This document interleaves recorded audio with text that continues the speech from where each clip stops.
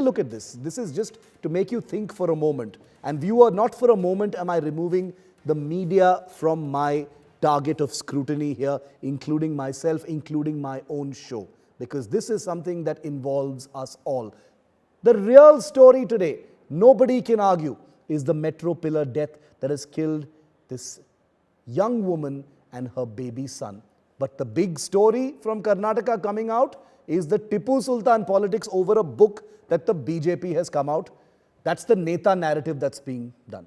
The real story from Karnataka is that 777 deaths have happened on the streets of Bengaluru last year alone. Can you believe it? 777. But the Netas will have you believe that Veer Savarkar politics is the real story coming out of Karnataka.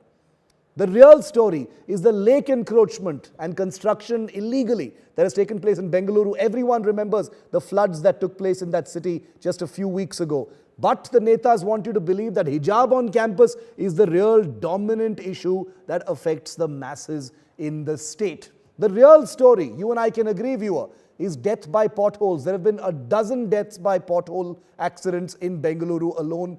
This is a city that is now infamous worldwide for its potholes and the state of its roads and traffic. But the Netas want you to think that a love jihad helpline in coastal Karnataka is the headline that deserves your real attention. The real story is that Bengaluru has poisoned lakes that is feeding into the water system and slowly destroying the health of the people of that city.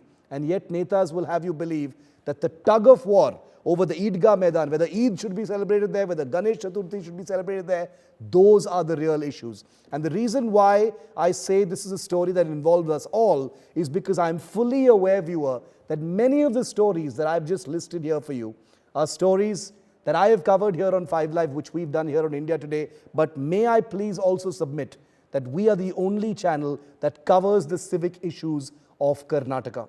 The political class has been irresponsible. In many cases, the media doesn't have a choice but to cover the narrative of the political class, because that's what happens in the mobilization of politics, the political conversation. But the death of young Vihan and the death of young Tejaswini is a story we will not let go of. 3 months to go for the Karnataka election.